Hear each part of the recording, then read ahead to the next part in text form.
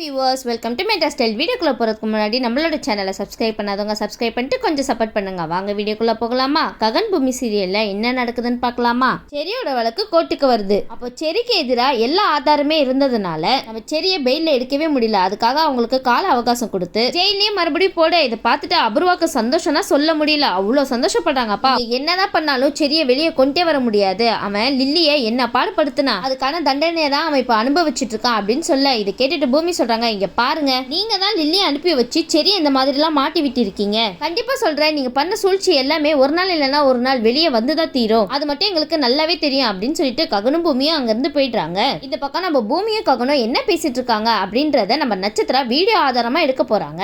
இதை பார்த்த நம்ம பூமி நைஸா நம்ம ககனை கூட்டிட்டு போயிடுறாங்க. இங்க பாருங்க ககன், நான் எதுக்காக உங்களுக்கு இங்க கூட்டிட்டு வந்தேன்னா, அந்த நட்சத்திரா நம்ம பேசுறதெல்லாம் வீடியோவா எடுத்துட்டு இருக்கா, அதனாலதான் உங்களை நான் இந்த பக்கம் கூட்டிட்டு வந்தேன் அப்படின்னு சொல்ல, இதுக்கு ககன் சொல்றாங்க. உடனே இது கேட்டுட்டு டென்ஷன் ஆகுறாங்க நம்ம ககன் சொல்றாங்க, இங்க பார் பூமி, அடிக்கடி என்ன ககன் உரிமை கொண்டாடுறதை இதோட நிறுத்திக்கோ. இனி உனக்கும் எனக்கும் எந்த உறவுமே கிடையாது அப்படின்னு சொன்ன உடனே, இங்க பாருங்க ககன், இப்போ இதெல்லாம் பேசுறதுக்கு நேரம் கிடையாது. சரியா எப்படியாவது காப்பாத்தி வெளியே கொண்டு வரணும், அதை பத்தி தான் யோசிக்கணுமே தவிர இதை பத்தில பேச நம்மளுக்கு டைம் இல்ல அப்படின்னு சொன்ன உடனே ககன் உடனே அந்த ஜிபிஎஸ் நம்ம பூமி கிட்ட கொடுக்குறாங்க. இந்த ஜிபிஎஸ்ல அவங்க என்ன பண்றாங்க, எங்க போறாங்க, என்ன பேசுறாங்க எல்லாமே இதுல ரெக்கார்ட் ஆயிடும். ஆனா நீ பண்ண வேண்டிய வேலை, இது எப்படியாவது அபூர்வாவோட கார்ல ஃபிக்ஸ் பண்ணிடணும். அப்படி மட்டும் ஃபிக்ஸ் பண்ணிட்டேன்னு வச்சுக்கோங்க, பாதி வேலை நம்மளுக்கு முடிஞ்ச மாதிரி அப்படின்னு சொல்லிட்டு பூமி கிட்ட கொடுக்குறாங்க. நம்ம பூமியை ககன் சொன்ன மாதிரி ஜிபிஎஸ் அபூர்வா கார்ல ஃபிக்ஸ் பண்ணிடுறாங்க. இந்த பக்கம் நம்ம அபூர்வா வந்து ஒரு திட்டம் போடுறாங்கப்பா. இந்த சாரதாவை எப்படியாவது ஒரு வம்பு பண்ணி எதுலயாவது இவ்வளவு மாட்டி விடணுமே அப்படின்னு சொல்லி நினைச்சிட்டு இருக்கும் போதா பிந்துக்கு சாந்தி பூஜை நடத்துறதுக்காக நம்ம சாரதா கிட்ட பேசுறாங்க. இங்க பாரு சாரதா, நீ வந்து பிந்துவோ உன்னோட பொண்ணு மாதிரி தானே நினைக்கிற,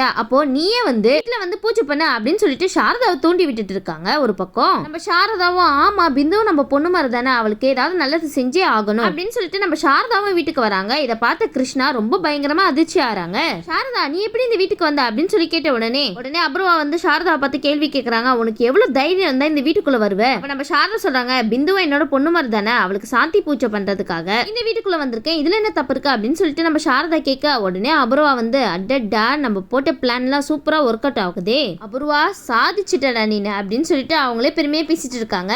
அது மட்டும் இல்லாம சாரதாவோட பேக வாங்கி பாக்குறாங்க. அபூர்வா அவங்க பேக்ல ஒரு மருந்து போட்டிருப்பாங்க.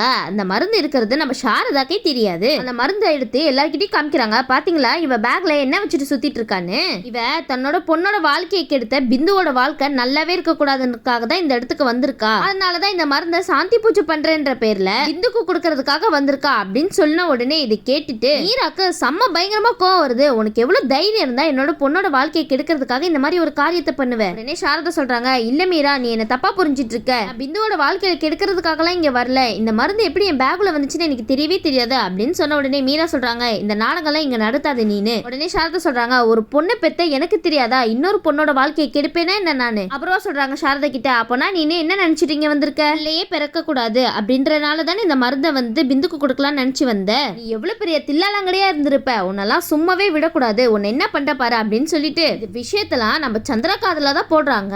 பாருங்க மாமா, இந்த சந்திரா பண்ண காரியத்தை நம்ம குடும்பத்தை பழி வாங்குறதுக்காகவே இங்க வந்திருக்கா. இவ பொண்ணோட வாழ்க்கை கெட்டு போச்சுன்னு நம்ம பொண்ணோட வாழ்க்கையை கெடுக்க வந்திருக்கா. இவள என்ன தண்டனை கொடுக்கலாம் நீங்களே சொல்லுங்க அப்படின்னு சொல்லிட்டு நம்ம சந்திராவை தூண்டி விடுறாங்க அபூர்வா. நம்ம சந்திராவும் அபூர்வா சொன்னதெல்லாம் உண்மை நினைச்சிட்டு சாரதாவை போட்டு திட்டுன்னு திட்டுறாங்க. உனக்கு எவ்வளவு தைரியம் தான் இந்த எண்ணத்தோட எங்க வீட்டுக்குள்ள வந்திருப்ப, எனக்கு எவ்வளவு தைரியம் அப்படின்னு சொல்லிட்டு சந்திரா ஒரு பக்கம் திட்ட. இதை கேட்ட அபூர்வா, பரவாயில்ல நம்ம ஏத்தி விட்டது நல்லாதான் போயிட்டு இருக்கு, இதுக்கப்புறம் இந்த சாரதாவை சும்மாவே விடக்கூடாது அப்படின்னு சொல்லிட்டு கழுத்தை பிடிச்சி தரன்னு வெளியே தள்ளிடுறாங்க நம்ம சாரதாவை இந்த அபூர்வா. அதுக்கப்புறம் சொல்றாங்க, ஏ சாரதா, உனக்கு இந்த தண்டனை எல்லாம் பத்தவே பத்தாது, உனக்கெல்லாம் பஞ்சாயத்து கூட்டணும், அதுதான் சரிப்பட்டு வரும் அப்படின்னு சொல்லிட்டு இருக்காங்க. நம்ம சாரதாவை கோயில்ல எல்லாரும் முன்னாடியும் குற்றவாளியா நிக்க வைக்கிறாங்க இந்த அபூர்வா. இந்த பக்கம் நம்ம சாரதா, இங்க பாருங்க, நான் சொல்றதை நம்புங்க, நான் இந்த தப்புமே செய்யல, நான் அந்த மாதிரி ஆளும் கிடையாது அப்படின்னு சொல்லிட்டு ரொம்ப பாவமா பேசிட்டு இருக்காங்க. அதுக்கப்புறம் சொல்றாங்க, இல்ல இவளை யாருமே நம்ப கூடாது, இவளுக்கு கொடுக்கற தண்டனையை பார்த்து அவ நடுநடுங்கி போகணும், அப்பதான் இதுக்கப்புறம் இதே மாதிரி தப்பு பண்ணவே மாட்டா அவ வாழ்க்கையில அப்படின்னு சொல்லிட்டு இருக்காங்க. அவ பொண்ணு பூரி வாழ்க்கை கெட்டு போச்சுன்னு பிந்து வாழ்க்கையை அழிக்க வந்திருக்கா, அவளுக்கு மிகப்பெரிய தண்டனை கொடுத்து தீரணும் அப்படின்னு சொன்ன உடனே பிந்து சொல்றாங்க, இங்க பாருங்க நீங்க பண்றது ரொம்பவே தப்பு, அவங்க மேல எந்த தப்புமே கிடையாது, பூரிக்கு கூட சிவா என்ன லவ் பண்றது தெரியவே தெரியாது, தெரிஞ்சிருந்தா கண்டிப்பா சொல்ற பூரியே இந்த கல்யாணத்துக்கு சம்மதம் சொல்லிருக்க மாட்டா அப்படின்னு பிந்து சொல்ல. இதுக்கு அப்புறம் சொல்றாங்க, எனக்கு என்னவோ இந்த விஷயத்துக்குலாம் பின்னாடி பூரி தான் இருப்பா அப்படின்னு தோணுது, இந்த பூரி தான் உன் வாழ்க்கையை கெடுக்கிறதுக்காக அவங்க அம்மாவை இங்க அனுப்பி வச்சிருக்கான்னு நினைக்கிறேன், மறுபடி பார்த்தா இந்த பூரிக்கு தான் இந்த தண்டனை ஃபர்ஸ்ட் கொடுக்கணும் அப்படின்னு சொல்லிட்டு பூரி அடிச்சு பிடிச்சி இழுத்துட்டு வாங்க அப்படின்னு சொல்றாங்க.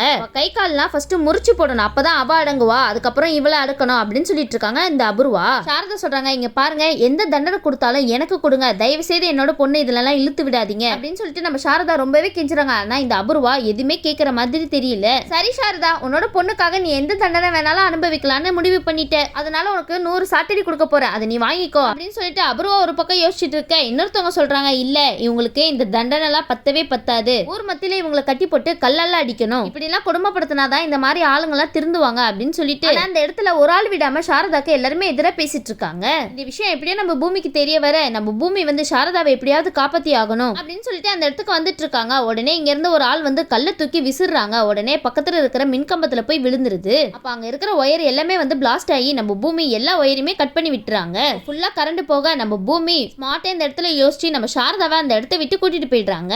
இதெல்லாம் பார்த்துட்டு எல்லாருமே நினைக்கிறாங்க இது தெய்வத்துக்கே பிடிக்கலன்னு நினைக்கிறேன், இவங்களுக்கு இந்த மாதிரி எல்லாம் நடக்கிறது அந்த தெய்வத்துக்கே பிடிக்கல போல, அதனாலதான் இந்த மாதிரிலாம் அபஸ்கோணமா நடக்குது, அதனால இந்த மாதிரி காரியம் எல்லாம் நம்ம பண்ண வேணாம் அப்படின்னு சொல்லிட்டு ஊர் மக்கள் எல்லாம் போயிடுறாங்க. பூமி ஒரு வழியா சாரதாவை காப்பாத்தி கூட்டிட்டு போயிட்டாங்கன்னே சொல்லலாம். இந்த பக்கம் இதெல்லாம் கேள்விப்பட்டு நம்ம ககன் ஓடோடி வராங்க. ககனை கட்டி பிடிச்சிட்டு சாரதா அழுறாங்க. ககன் வந்து என்னாச்சுமா என்னாச்சு சொல்லுங்க அப்படின்னு சொல்லி கேட்க உடனே சாரதா சொல்றாங்க பிந்துக்கு சாந்தி பூஜை பண்றதுக்காக நாங்க போனேன், ஆனா அபூர்வா அசிங்கப்படுத்தி அவமானப்படுத்தி கழுத்தை பிடிச்சி வீட்டை விட்டு வெளியே தள்ளி விட்டுட்டா, அது மட்டும் இல்லாம நான் பிந்துவோட வாழ்க்கையை கெடுக்க நினைக்கிறேன் அப்படின்னு சொல்லிட்டு எனக்கு இந்த மாதிரி ஒரு தண்டனையை ஊர் மக்கள் மூலமா எனக்கு உருவாக்கி கொடுத்துட்டா, நல்ல வேளை பூமி மட்டும் சரியான டைம்க்கு அந்த இடத்துக்கு வரலன்னா நிறைய என்னோட நிலைமை என்ன இருக்குன்னு யோசிச்சு கூட பார்க்க முடியல ககன் அப்படின்னு சொல்லிட்டு ரொம்ப அழுகுறாங்க. உடனே ககன் சொல்றாங்க உங்களை இந்த நிலைமைக்கு ஆளாக்குன அந்த குடும்பத்தை சும்மாவே விட மாட்டேமா, இந்த குடும்பத்துக்கு நான் யாருன்னு காமிக்கிறேன் அப்படின்னு சொல்லிட்டு செம்ம கோவத்துல அங்க போயிட்டு இருக்காரு நம்ம ககன். உடனே நம்ம ககன் வந்து அங்க போயிட்டு அபூர்வாவை வெளுத்து வாங்குறாங்கன்னே சொல்லலாம். உனக்கு எவ்வளவு தைரியம் இருந்தா எங்க அம்மா மேல இவ்வளவு பெரிய அபாண்டமா போய் சுமத்தி எல்லாரும் முன்னாடியே தலகுனிய வச்சிருப்பேன், நீனு இந்த மாதிரிலாம் தண்டனை கொடுக்கறதுக்கு நீங்க யாரு, நீங்களா மனுஷங்களா அப்படின்னு சொல்லிட்டு நம்ம ககன் எல்லாருமே வெளுத்து வாங்குறாருன்னே சொல்லலாம். ககன் இவங்களுக்கு எல்லாம் இப்படி சொன்னா புரியாது, இதுக்கு மேலேயே ஏதாவது பண்ணணும் அப்பதான் கரெக்டா வரும். உடனே ககன் கிருஷ்ணாவை கேக்குறாங்க நீங்க தாலி கட்டின பொண்டாட்டி தானே அவங்க, உங்க பொண்டாட்டிக்கு பண்ணாத தப்புக்கு தண்டனை கிடைக்க போகுது அப்படின்னு தெரிஞ்சு கூட நீங்க எப்படி இதை பார்த்துட்டு சும்மா இருந்தீங்க, நீங்க சரியான சுயநலவாதியா இந்த இடத்துல யோசிச்சுட்டு இருக்கீங்களா அப்படின்னு சொல்லிட்டு நம்ம ககன் அவரையும் பிடிச்சி கத்துன்னு கத்தி விட்டுறாருப்பா. உடனே கிருஷ்ணா சொல்றாங்க இங்க பாரு ககன், நான் வேணுனே வாயை மூடிட்டு சும்மாலாம் இல்ல, என்னால அந்த இடத்துல எதுவுமே செய்ய முடியல ககன் அப்படின்னு சொல்ல உடனே ககன் சொல்றாங்க ஆமா ஆமா உங்களால எதுவுமே செய்ய முடியல இப்படி சொல்லிட்டு தான் எங்க அம்மாவோட வாழ்க்கையை கெடுத்து வச்சிருக்கீங்க அப்படி இப்படின்னு சொல்லிட்டு நம்ம ககன் பழசெல்லாம் கலர ஆரம்பிச்சிட்டாரு. இந்த இடத்துல நம்ம பூமி இந்த இடத்துல ககனை சமாதானப்படுத்தி அனுப்பியும் வச்சிடுறாங்க. இங்க பாரு அபூர்வா, நீ பண்ண காரியத்துக்கெல்லாம் போக போக நீ அனுபவிப்ப அப்படின்னு சொல்லிட்டு சித்தின்னு கூப்பிட்டு வெறுப்பேத்துறாங்க அபூர்வாவையே. உடனே அபூர்வா சொல்றாங்க இங்க பாரு நான் ஒன்னும் உனக்கு சித்தி கிடையாது, சும்மா சித்தின்னு சொல்லி என்னை வெறுப்பேத்தாத, இன்னும் வேற என்ன செய்யறது, எங்க அப்பாவை நீங்க 2வது தரமா கல்யாணம் பண்ணிக்கிட்டீங்க, அப்ப நீங்க எனக்கு சித்தி முறை தானே, அப்ப சித்தின்னு கூப்பிடாம வேற என்னன்னு கூப்பிடுறது, சரி நான் உங்களுக்கு சித்தின்னு கூப்பிடுறது பிடிக்கலனா பேசாம நீங்க போய் செத்துருங்க, செத்துட்டாவது